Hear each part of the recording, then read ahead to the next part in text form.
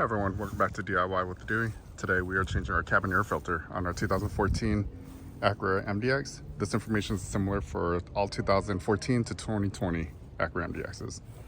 But we have our air filter from A Premium, and I feel like their quality is pretty good. It's almost OEM quality.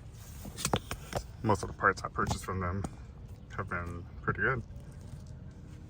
All right, so your air filter, cabin air filter, is located behind the glove box. Press that button.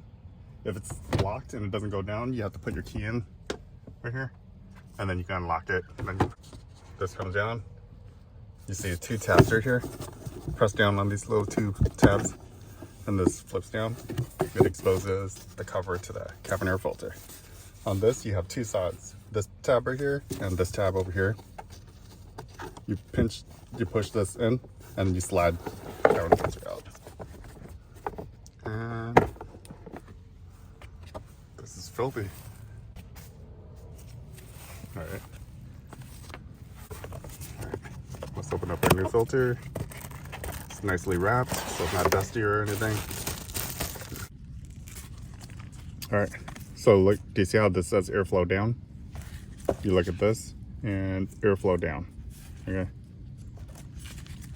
So what we do is we take this airflow down on there. Make sure it's going the correct way.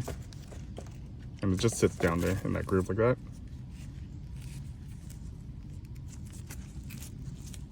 There you go.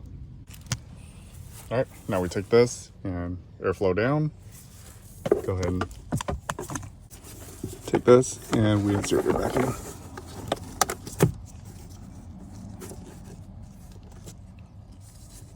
And then you take this cover,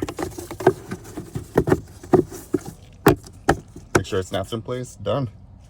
And that's pretty much it. All right, well, thanks for watching. Let me know if you have any questions, and make sure you hit the like and subscribe button.